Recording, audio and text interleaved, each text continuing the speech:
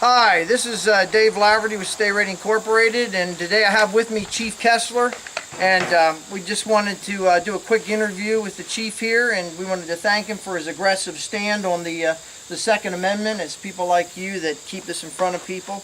And if you don't mind, Chief, I'd like to read a short story to you and get your comments on it. Absolutely. Thanks for having me, brother. No problem. We really appreciate you making the trip up here and hanging out with us today and doing a little bit of trigger time.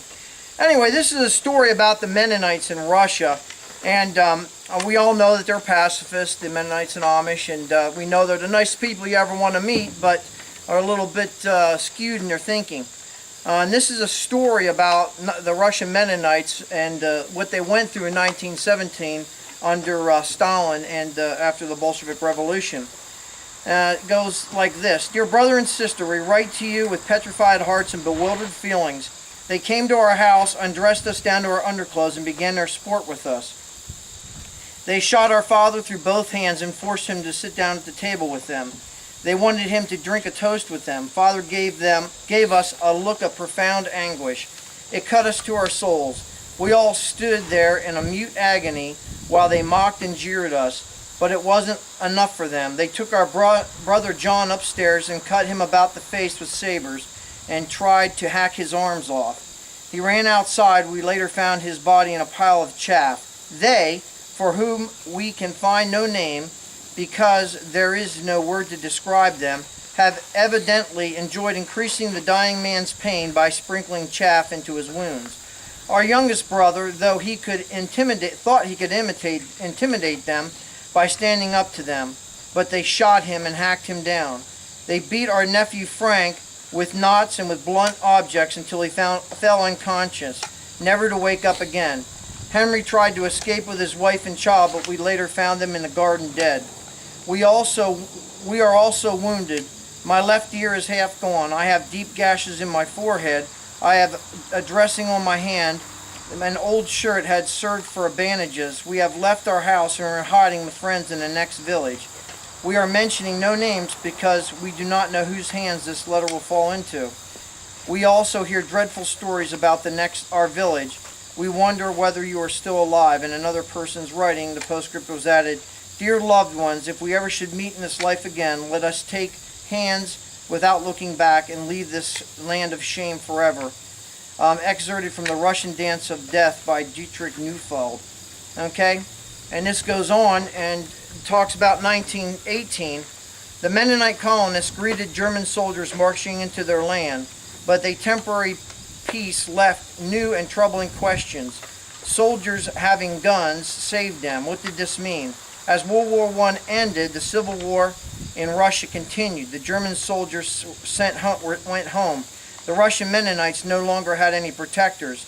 In many cases, they were without homes. They began to ask each other if they should fight, even in light of Christ's teachings. Amid their prayer, Bible study, and much discussion, they looked again at the commandment not to kill. And if we properly define that, we understand thou shalt not kill means thou shalt not murder. That Yahweh hates the shedding of innocent blood. And if we look in the scriptures and we harmonize both the Old and the New Testament, we get a clear understanding of what he was saying there. Because the creator of the universe commanded the Israelites to go into different nations over and over again and kill man, woman, and child. So what they're doing is they're not harmonizing the scriptures here, and it's cost them dearly. Even as they dealt with ongoing raids in their villages, they also dealt with drought and crop failures. New hunger visited them. They ate anything they could, dried up potato peels, roots, berries, small pieces of bread, even crows the children caught. For those who managed to survive these harsh difficulties in the early 1920s brought about new hope.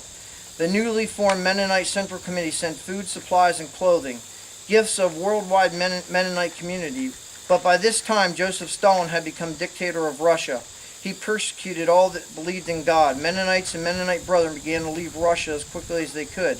According to the records, the last Mennonites to leave Russia under Stalin's dictatorship rode the train to Lafayette in 1929. For the next 10 years, Mennonites could not leave Russia. Some were exiled, others imprisoned, some tortured, others killed. In 1941, during World War II, the German army rescued some of them. Throughout this time, the Mennonites turned to God for help and insurance. Amidst their trials, many found strength in the promise of God's help, even when visited by trauma and despair. It's the Anabaptist history traveling on. So, Chief, I just wanted to get this kind of proves the point of gun control and why it's important to be armed. Don't you agree? Absolutely. This is absolutely despicable. I'm not really familiar with the Mennonites. I'm a Catholic myself, born and raised. You know, it's my true belief that everyone should have the right to own and the ability to own a firearm, regardless of their beliefs, even if they don't believe in taking someone's life, but they need to protect themselves. They need to protect their loved ones, period. I mean, there's no ifs, ands, or buts about it. If I was a Mennonite, I can guarantee you, I would be fighting. I'm a different breed. Regardless of what faith I am, Catholic, Mennonite, Jewish, doesn't matter to me. I'll fight like a tiger when it comes to my family. I can tell you that. Well, he that doesn't take care of his family is worse than an infidel and an unbeliever. I think something like that's what the scriptures tell us. So here we see, without that thin blue line, without that thin green line there to protect them, and I found it very odd when I read this excerpt that here the German army had rescued them twice, not once but twice.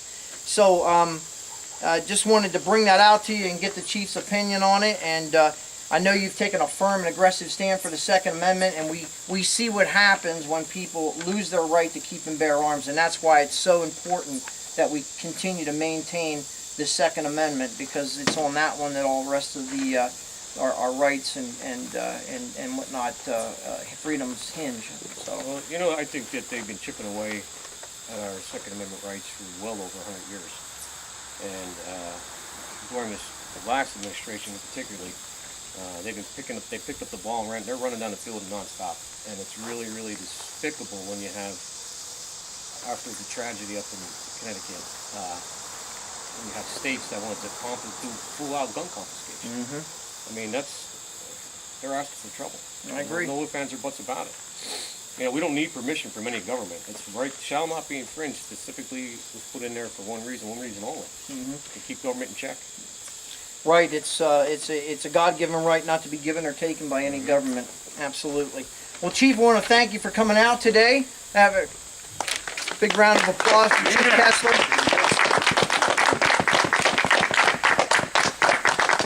That's good. Anybody, do you have anything you wanted to burn while you were here? Okay. How long did we have on that one, Carl? It was 7 minutes.